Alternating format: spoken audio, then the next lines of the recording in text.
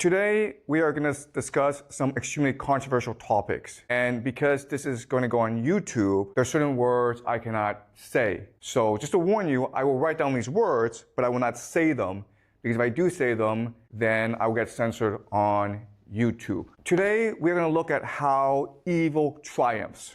Why is the world so evil? And there's going to be a lot of extremely disturbing topics we're going to discuss. But you're mature, and it's important that we discuss these topics in order to understand how the world works. So let's just start, and we will do a lot of speculation and theorizing in this class. So do not take this as gospel. Do not believe this is the truth. The entire point of this class is to help you develop the theories and the ideas to better understand the world. These are tools. Okay? This is not truth. These are tools. All right. So the first question I have for you is, what is happening in Israel? Right now, as you know, Israel is besieging, bombarding Gaza. You might have seen the videos on social media. It is disturbing. It is terrible what is happening.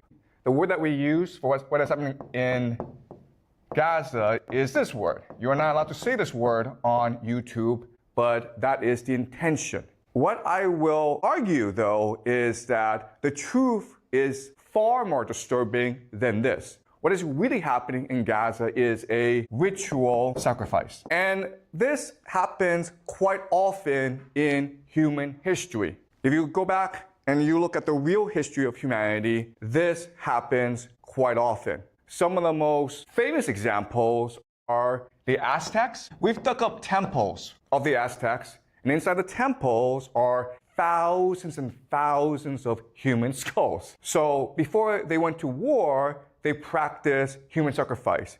They would commit mass murder of their enemies in public. So the Aztecs were really famous for this. The Phoenicians, specifically the Carthaginians, we will discuss them later this semester, but the Phoenicians were also famous for a particular type of sacrifice, which is child sacrifice. The Romans wrote histories insulting the Phoenicians for practicing this sort of sacrifice. But the Romans themselves practiced human sacrifice. What they would do is that after every major war, they would capture all the major leaders, all their enemies, and they would parade their enemies through the streets of Rome. This is something called the triumph. At the end of the triumph, they would gather enemies at the temple of Jupiter. Jupiter is their god.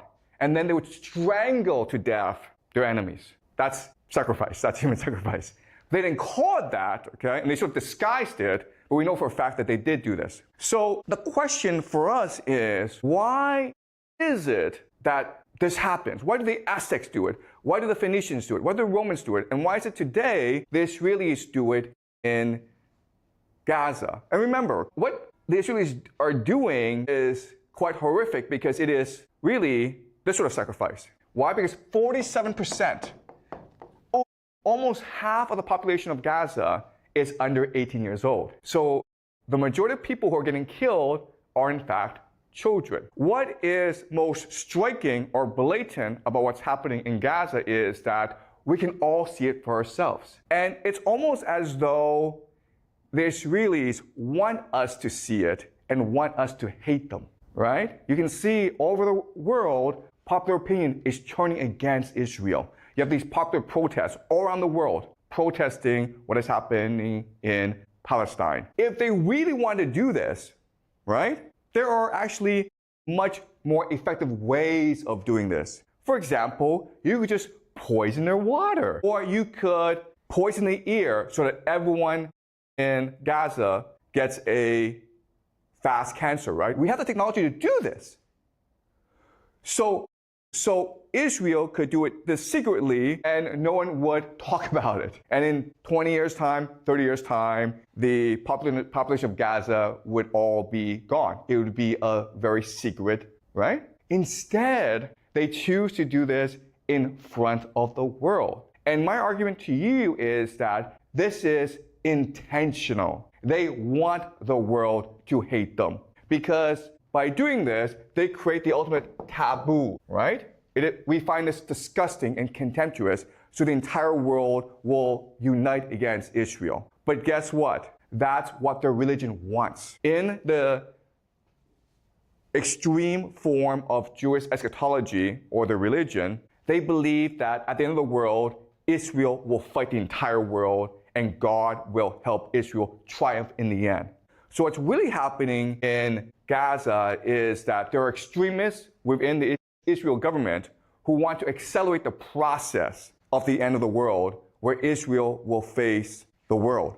And if you think about it, the entire idea of this ritual sacrifice is to unite the Israeli population. And what's extremely disturbing and horrifying about it is that this works. Why? Well, let's use an analogy, okay? The analogy is this. In Chinese history, the most popular military stratagem is to fight with a river behind your back. You guys have heard of this strategy, right?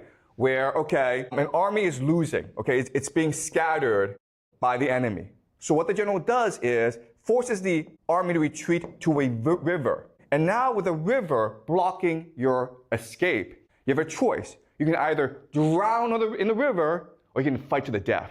And most soldiers will choose to fight to the death. And so at this point, the soldiers are unified, they're galvanized, they're energized, and then they find a surge of energy to go and destroy their enemy. Okay, this is the most popular military stratagem in ancient Chinese history, and guess what? It's the same as Israel doing this right now in Gaza. It's the same logic. Yes? You have a question? So what is the river for the Israel? Yeah, that's a good question. What's a river right here, right? The river is a taboo, right? What's the worst thing you can do in modern society?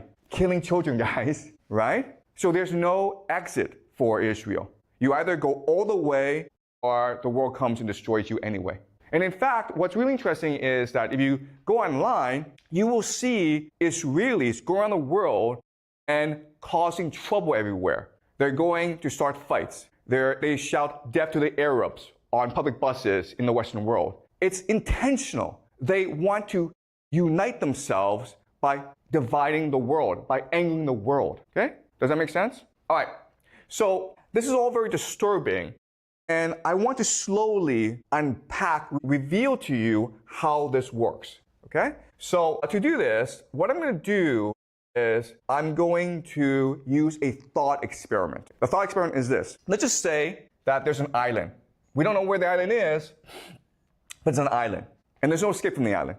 And on the island, the center, it's a hill, and it's safe. But everywhere else, you have these flesh-eating monkeys roaming everywhere, okay? The problem is that on this island, the resources you need to survive, trees, food, and rivers, the monkeys are there, okay? There's one safe spot in the center, but everywhere else, if you want resources, you have to go fight these monkeys. They're flesh-eating monkeys. They want to kill you, they want to eat you. And there's an infinite number of them. Now, let's just say that one day, for whatever reason, okay, we don't know why, but 100 men aging, and they range from 15 to 65 years old, okay? They are mysteriously transplanted onto this island in a safe spot. They come from different countries. They do not speak the same language. They are of different ethnicities. They are all poor people in their countries.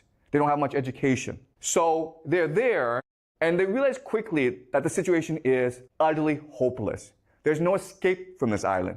These monkeys are everywhere, and they are tough warriors. And the situation looks bleak. They don't even speak the same language. They don't have a common culture. So at this point, you would imagine that they would feel hopeless and just lie down and die. But in reality, what happens is the opposite. What happens is that in this hopeless situation, they find a drive, a purpose, a spirit to fight for each other. And what will happen really quickly, okay, and this is really interesting, is the first thing that they will do is they will develop a common language. They don't speak the same language. Some speak Chinese, some speak English, some speak Spanish, some speak Russian, doesn't matter.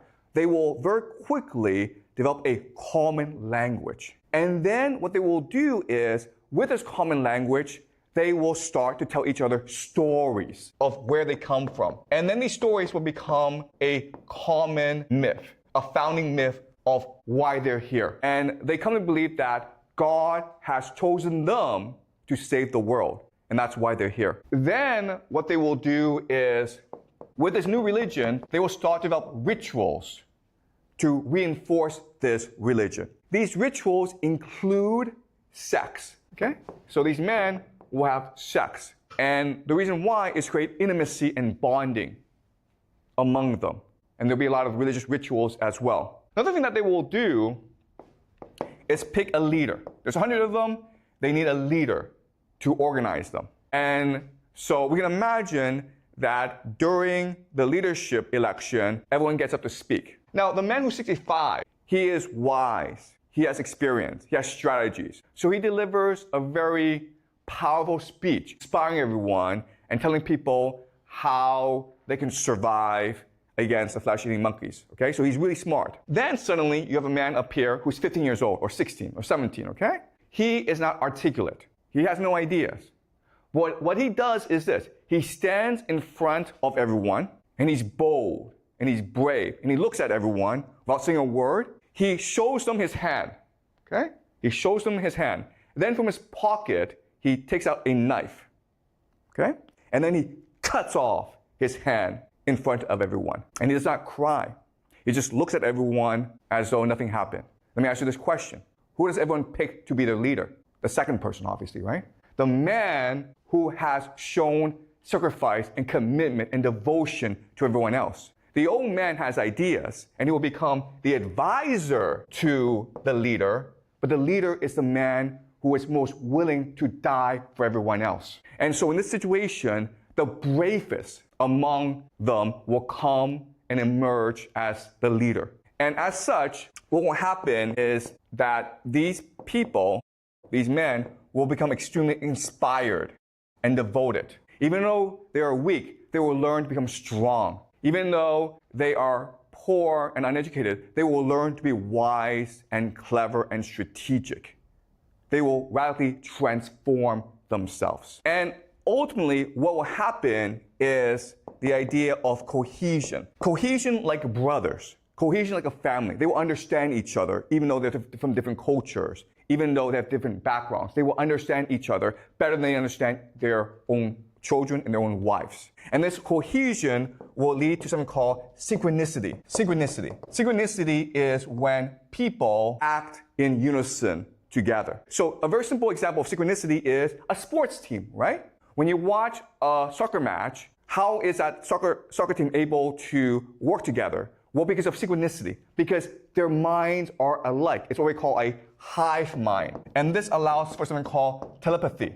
They're able literally to think and act as one. So let me give an example of this. Let's just say these men, they're sleeping, but one of them wanders off to collect wood. And then he's attacked by monkeys. It doesn't matter if he screams because he's too far away. Would his comrades know that he's in danger? They would, okay? And the example here is, let's just say you're a mother and you have children, okay? And one of them goes off to France on a vacation. But then while he's in France, he gets hit by a car and he's hospitalized. Would you as a mother know that your son is in danger? Would you feel it? He hasn't called you, you don't know about this, but in your heart, would you know it? The answer is yes, you would know it. You would feel something is wrong. You would get on the phone and try to call your son. You can't reach your son, you would call the police. You don't know what's happening, but something in your heart is telling you, I need to get in touch with my son. Okay? And that's how the hive mind works. That's how synchronicity works. Let's look at another example. Let's just say that one day there's 10 of you and you're all collecting wood. And then suddenly you're attacked by 100 flesh-eating monkeys. There's a bridge that you've created, okay? It's a rope bridge. I get across the bridge, all right, but you're the last person, okay? And all the monkeys are about to descend on you. And you know that if the monkeys get across, your comrades are dead. So what do you do in this situation? Yeah, you cut the rope, okay? You die. You didn't think about it. You just kill yourself. Because what matters is not your life. What matters is the family. What matters is the team. And we know about this because in war, what often happens is in trench warfare, the enemy will throw a grenade into the trench, right? There's not enough time to pick up that grenade and throw it away. So what soldiers do is they will jump on the grenade and absorb the explosion. does killing himself. It happens instantaneously. No one thinks about it. You just do it because what matters is saving your comrades. And this is what happens, okay? Synchronicity develops where it's almost as though you're able to read each other's minds. And they keep on doing this for like 10, 20 years. And then suddenly, okay, let's continue a thought experiment. Suddenly, you are transported back to the real world as though nothing happened. But you have memories of what happened, okay? Does that make sense? Okay? You've experienced 20 years of hell on Monkey Island. You've developed the capacity to work together. You have a hive mind. You're really energized. You're really inspired. You're really driven. You have a new religion all to yourself. Now, suddenly, you're all transported back to your real world, your old life. Okay? Now what would happen? Well, what would happen is that the 100 of you would want to come together again, right? And you would share your experience, your rituals, your religion with your children and your grandchildren. And quickly, over time, what will happen is that you guys will conquer the world. You will become the secret elite. The world is yours. There may be presidents, there may be famous people, but secretly, you're the ones who are in control. Your children, your grandchildren, your great-grandchildren will inherit this legacy, and they are the ones who truly control power in the world. Does that make sense? All right. Yeah, question here. Like if this person really transferred back to the reality, what if that time already have a leader that like you are just a peasant, but not a leader? Okay, yeah, that's a good question. I've already told you this, okay? On the surface, there are leaders, but the real power are you guys, okay? And I'll explain why, all right? Now, what's also interesting is that while you're on this island, you will develop certain rituals that are very strange, but are important if you want to maintain unity, okay? So for example, one strange ritual is the funeral ritual. The funeral ritual. The idea here is that when someone sacrifices himself, you have a huge funeral to celebrate that person. And this may involve you cutting that person into different pieces and eating that person. Okay? But you will develop really strange rituals. Okay, does that make sense? Okay, so I'm going to answer your question. Why are these guys in charge and not the real leaders of society? But first, I want to give you some historical analogies to this. Okay? How do you know that what I'm saying is correct? Well, let's look at certain analogies in history. All right, so Sparta. Sparta is one of the most famous military societies in world history. Sparta is a city-state in ancient Greece. And you may have heard of Sparta. A movie about Sparta was made called 300. I'm not sure if you guys have seen the movie 300. But 300 is really about 300 Spartan soldiers who are fighting millions, not millions, but hundreds of thousands of Persian soldiers. Persia is invading mainland Greece. They fight at a place called Thermopylae, the Battle of Thermopylae. And this is the pass into mainland Greece. The Greeks have to hold this position if they are to prevent the invasion. 300 Spartan soldiers, backed by thousands of other Greek soldiers, make a last stand in this pass. They are overwhelmed by the Persian invasion, and rather than run, like most people, the 300 soldiers make a final stand. Their leader is Leonidas, and he tells them, we will fight to the death. They all fight to the death, and they're all massacred. And the Persians take Leonidas' head, cut it off, and put it on a pike to warn the Greeks, we are merciless. Eventually, the Greeks, inspired by the sacrifice of Leonidas, they will repel the invasion and destroy the invaders. So how do we get this culture, okay? Well, the education system of the Spartans is really interesting. It's really disturbing, actually. So young boys at age 5 and 6, they're taken away from their homes. And they are put in a school run by older boys. So the older boys are maybe like 10, 11. And so what happens, as you can imagine, is the older boys beat the crap out of the younger boys, okay? From day one, there's no education. They're not learning anything. All that's happening is the older boys are just beating the crap out of the younger boys. But because this is happening, we call this like hazing, okay? And this happens actually a lot among fraternities and sports teams. When they're getting the crap beaten out of them, it builds solidarity.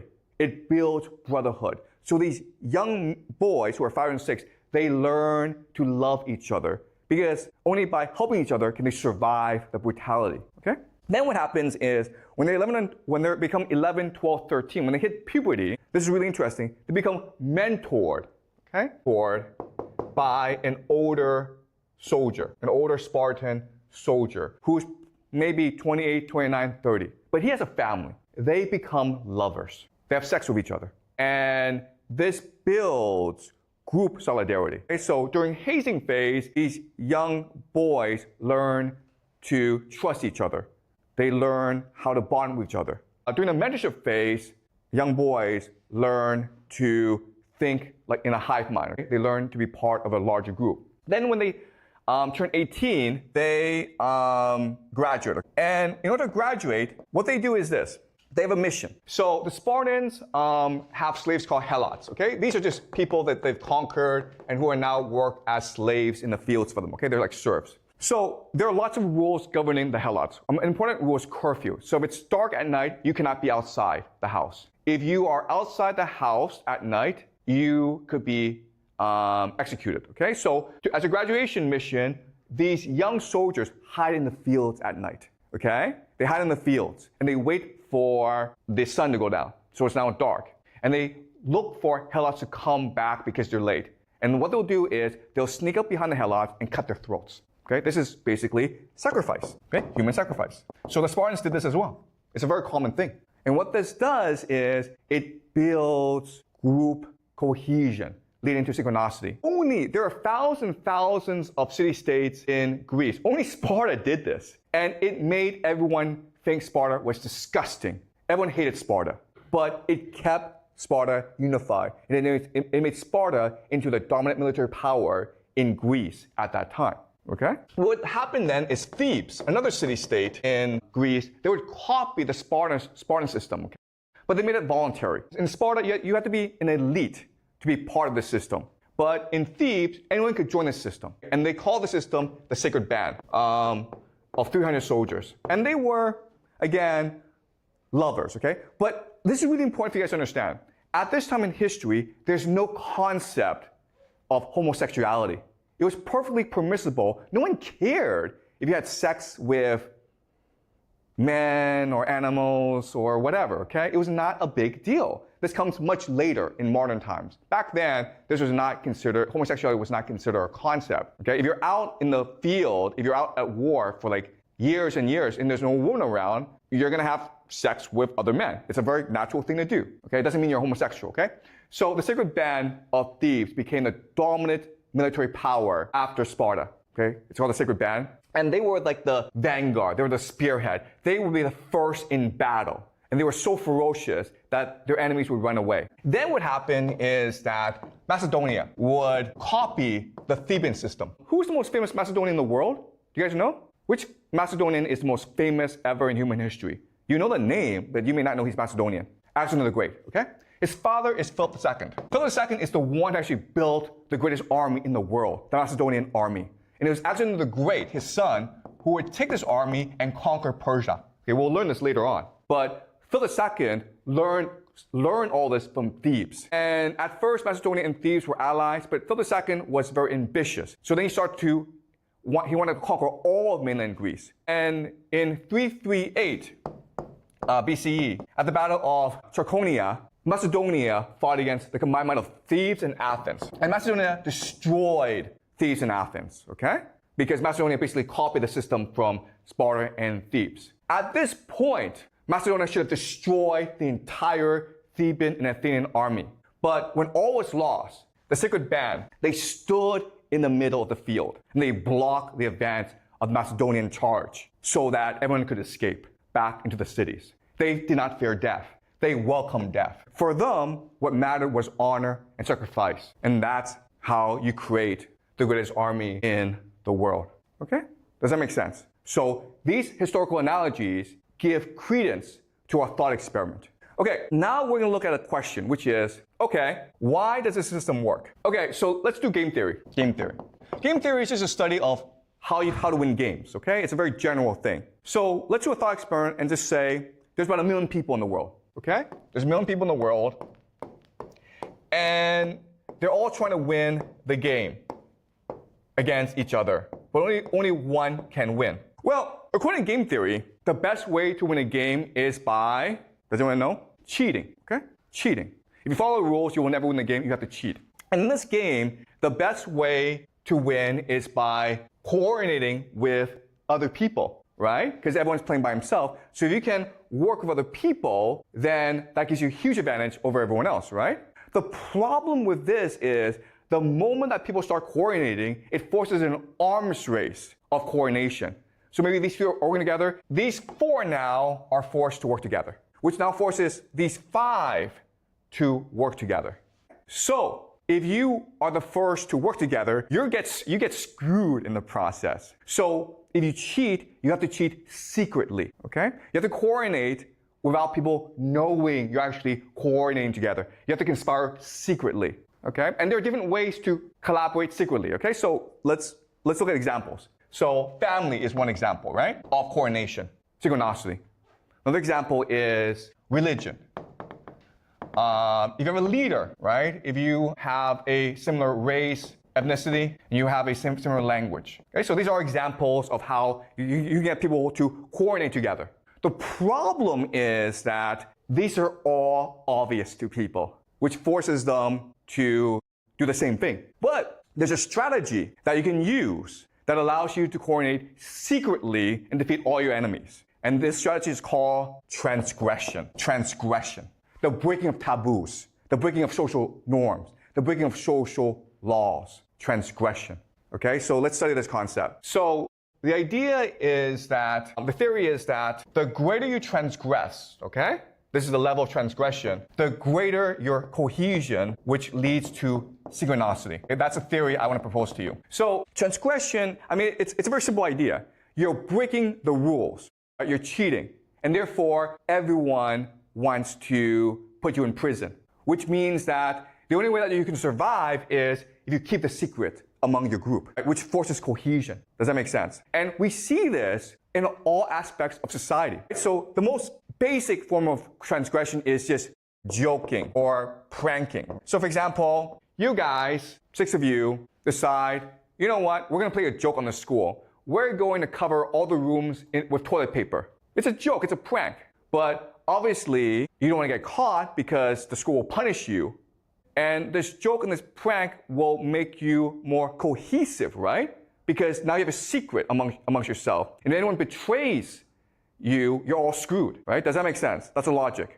The other thing that's really interesting is that when you transgress, when you break a taboo, you feel empowered. You feel liberated.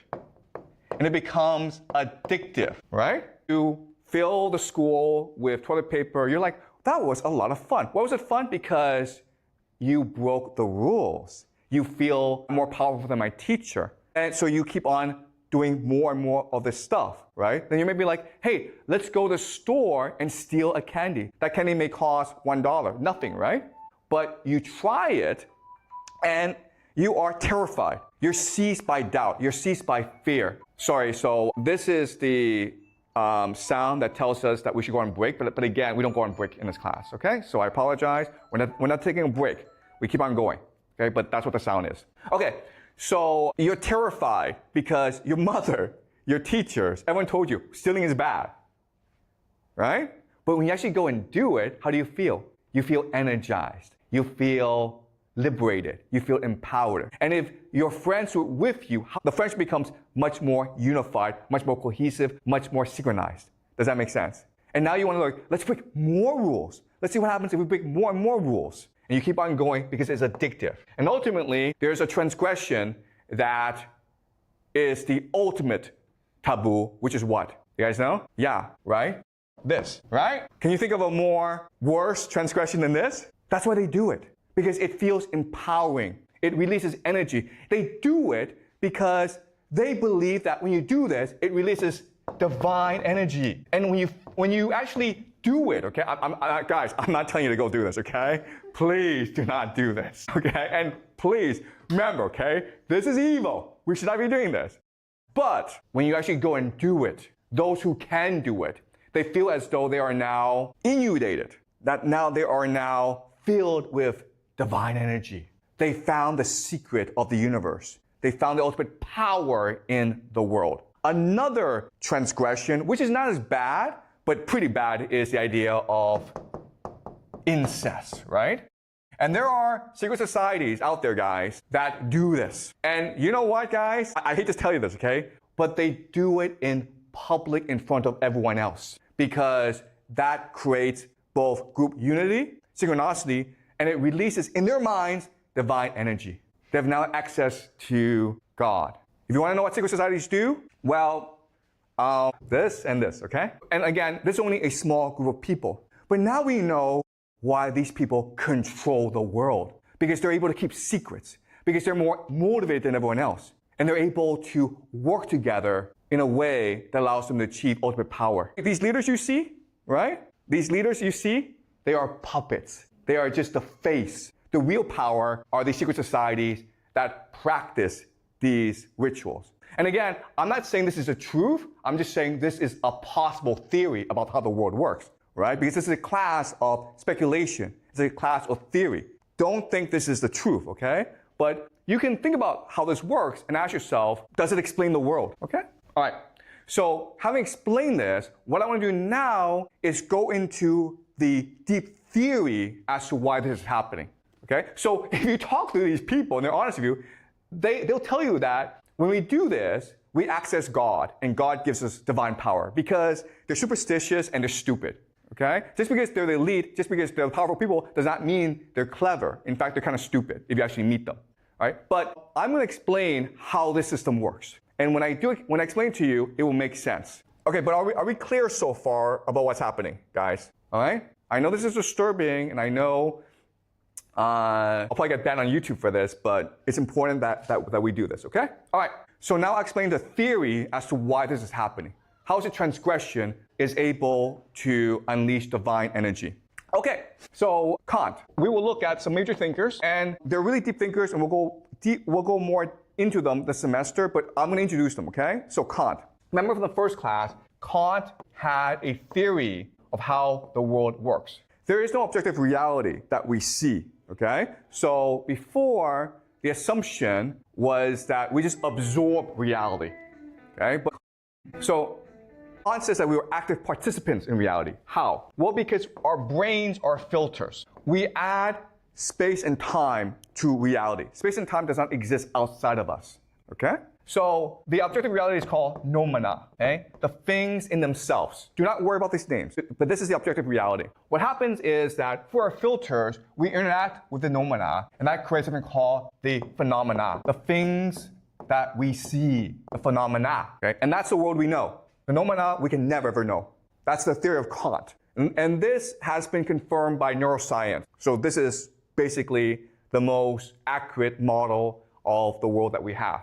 The problem, though, is that Kant's conception of the world creates questions. Okay? The first question is, what is a noumena? Kant says we can never know it, but we still want to know it.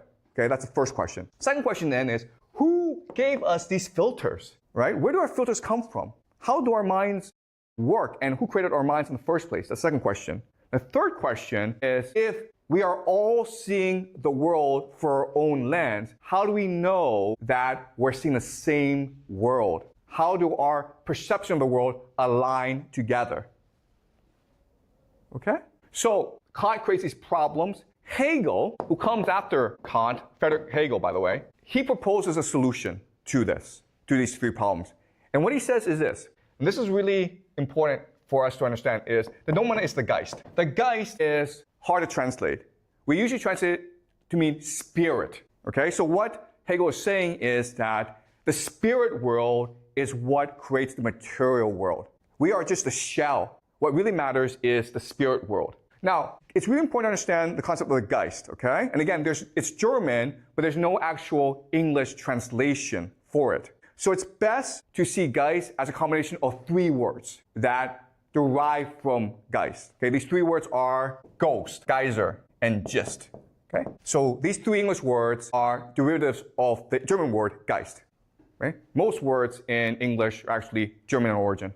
Sorry, not most words, but many words. Okay. All right. Ghost is just a parallel reality that exists alongside us. Right? A spiritual world. That's the first concept. Geyser is just a force that is exploding or becoming or expanding. So this Geist is constantly expanding and becoming. Gist means the essence of things, the core of things. So the real truth in the world is the Geist, not what we see, but what is invisible to us. Okay, so that's the idea of the Geist. Does that make sense? Now with the Geist, we can answer all three questions. The noumena, the real world, is a spiritual world, not the material world. It's the Geist that gives us these filters. And because we're all seeing the world through the Geist, we see the same world. Okay? So now this creates another problem, which is, where did the Geist come from? What is the Geist? And here we will look at Plato and Dante. So again, this is a really deep theory, and we'll go more deeply into this as the semester moves. But I just first want to introduce the idea to you right now, okay? So this comes from Plato and a religion called Gnosticism, okay? The Gnostics.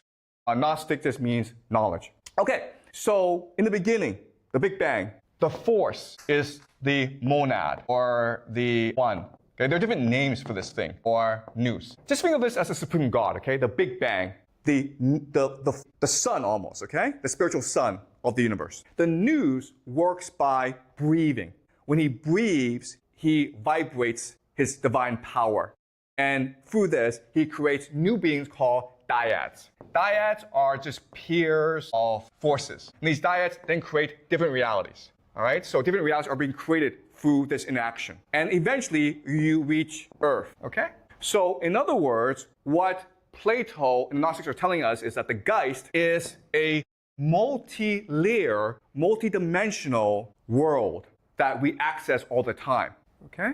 Does that make sense? And the Earth, what we see, it is just the most outer shell in this universe. Is this clear to you guys? All right. So now the question then is, what is the purpose of life in the world? And what Plato says is that the purpose of life in this world is to return to the monad. Okay? And guess what, guys? This is actually the framework for a lot of religions, including Hinduism, right? And Buddhism. This is what the Hindus and the Buddhists believe as well. Nirvana is to return to the monad. I'm not sure if you guys have studied religion before, okay? But that's the idea. So what Plato says is that through the pursuit of knowledge, philosophy, the love of knowledge, you can return to the monad.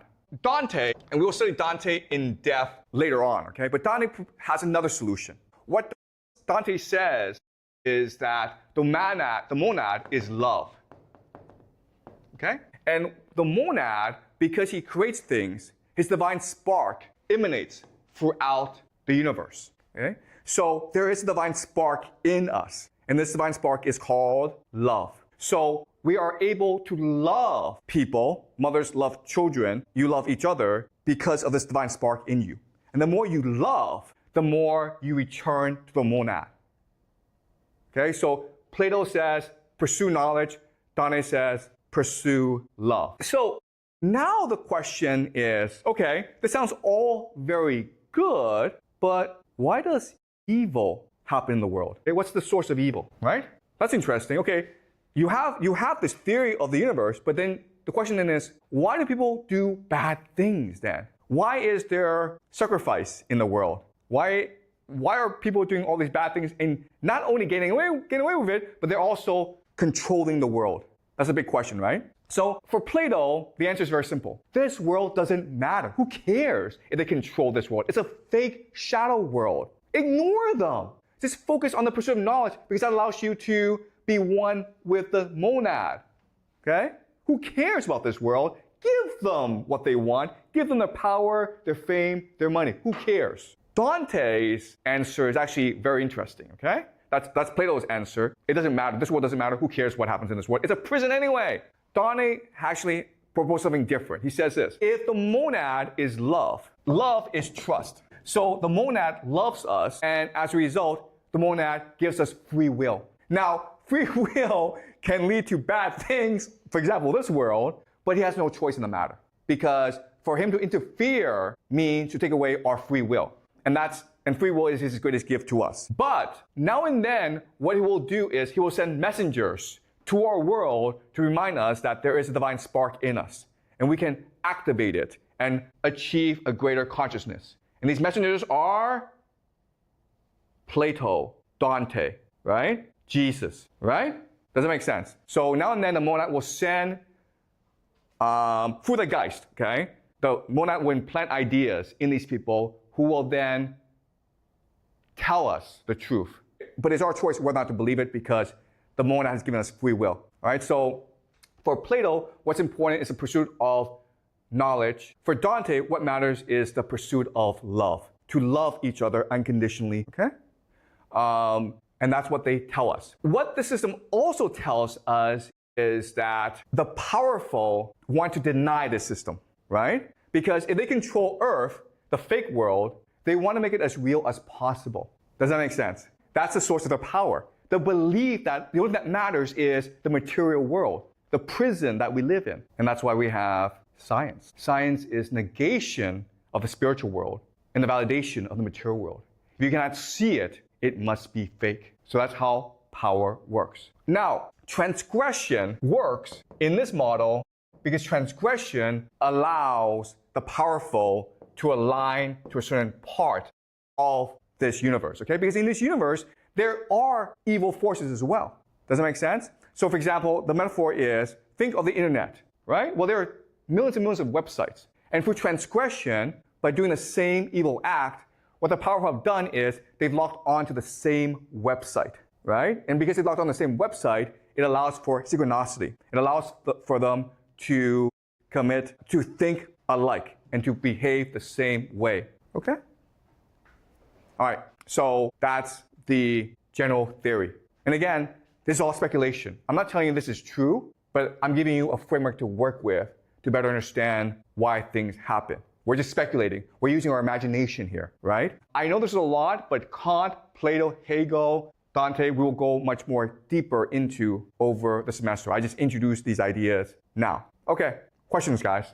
All right, from last class, you mentioned that the ones that control society are those old pensioners, right? Because they get revenues from the youngers and they control the society. In our society, I do see signs or phenomena that the government are sort of helping the old pensioners by creating more, say, entertainment or facilities that benefit them. So why is that? Is it possible that the government also benefits from old pensioners' actions? Or is actually the governments are controlled by old pensioners? Yeah, I mean, we discussed this last class, but it's the pensioners, the old people who control society, control the culture, who control government. Because in China, from the first day, you're taught to respect your elders, right?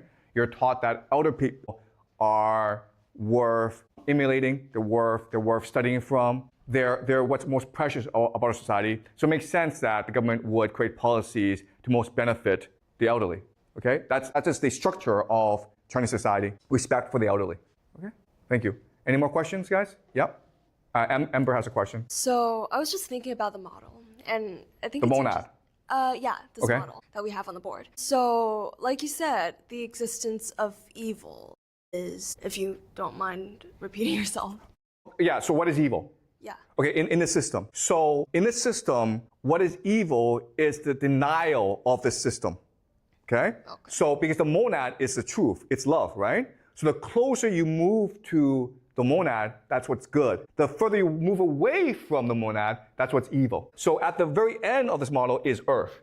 So the more you embrace the material world, the more you deny the spiritual world, that's what's evil in this model. Okay. So for Plato, what's good is the pursuit of knowledge. And what's evil is the pursuit of the denial of knowledge, which includes, by the way, art, movies, because movies are just a shadow of the shadow world. The world we live in is fake, and movies, all they do is depict this fake world, then it makes things worse. And Dante, whatever allows for more love is good, what allows for less love is bad.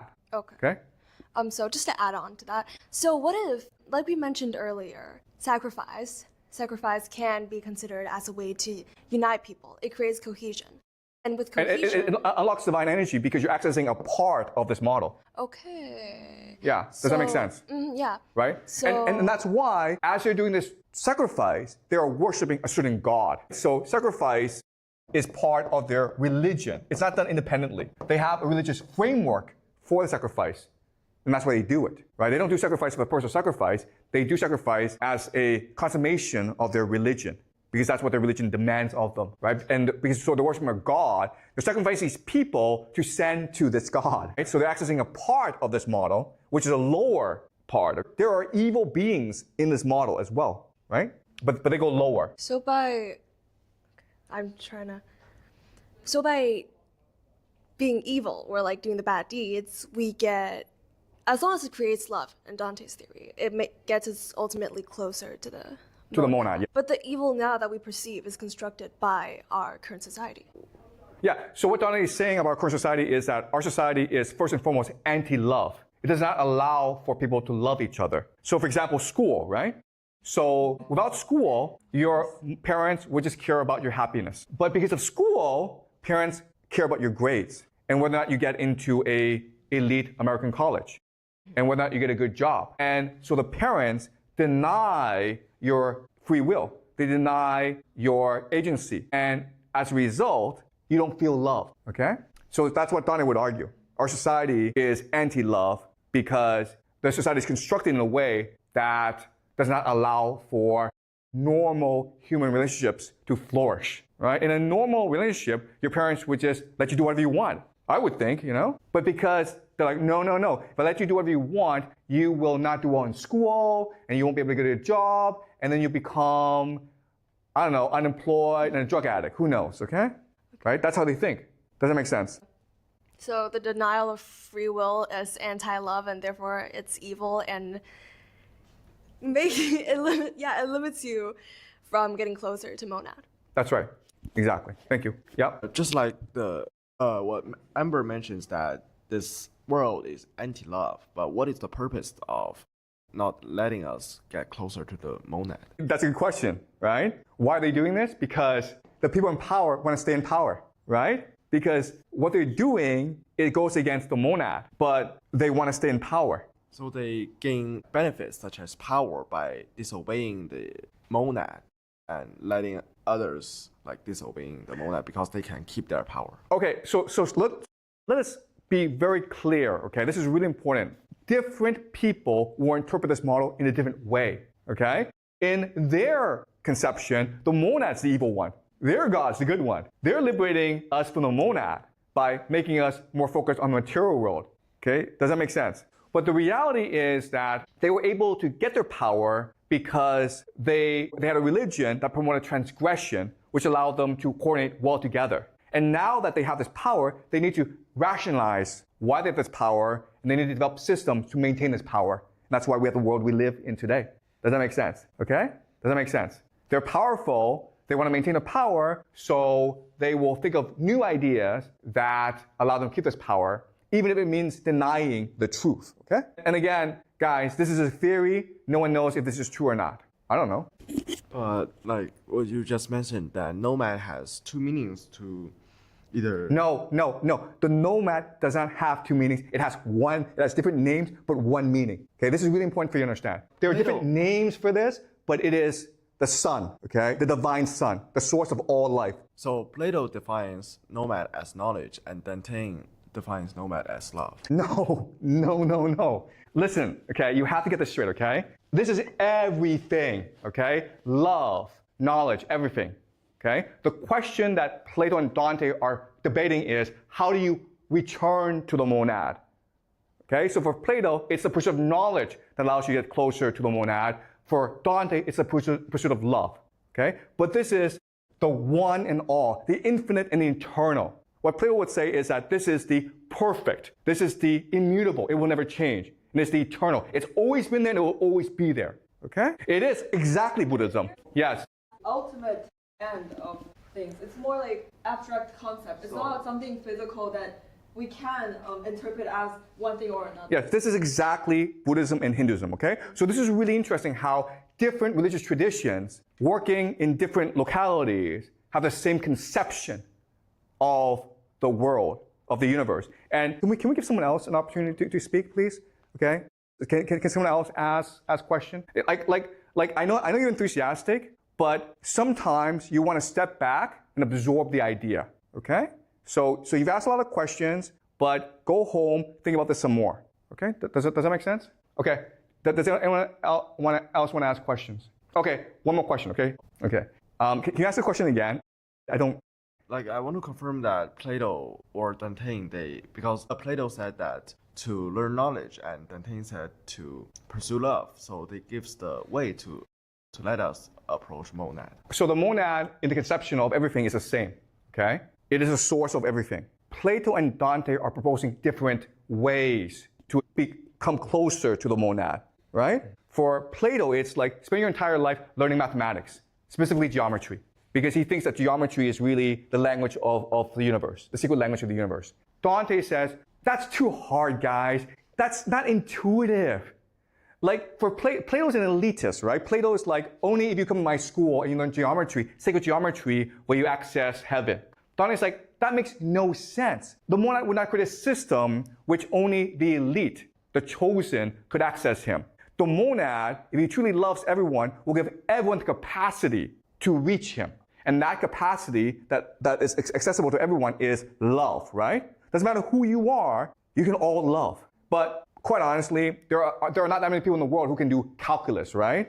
So Plato's like, you have to do calculus. And Dante's like, that's just ridiculous. That's the most ridiculous thing in the world, okay? Does that make sense now? Okay, any more questions, guys? Why is that like a lot of other like religions and, Plato or like Dante, they came to the same realization of monad? Why is that? Like, it's from different places in the world, different regions, but like, why do they all have kind of the same thing about wisdom or like knowledge in general?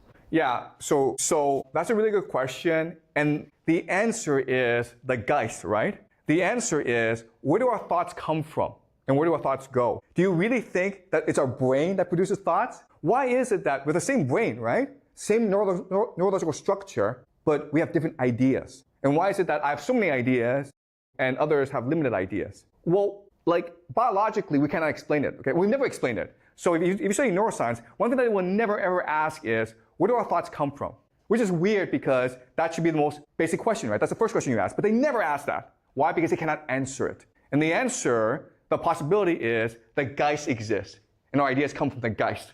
And when we think of ideas, it goes back into the Geist, right? It's a ghost. It is with us and is not with us. There's just like a big system out there that everything comes from there, so all of the things will go back there eventually. Exactly. And that's why, and that's how we can explain why all these different religions have the same conception of the universe. Because they're getting this conception through inspiration, right? Through communication with the Geist, right? Does that make sense? I think that makes a lot more sense than the synapses in our brains, They fire together and they hit and like, ooh, we have an idea. I don't know. Okay, all right, so great. We will continue this next class.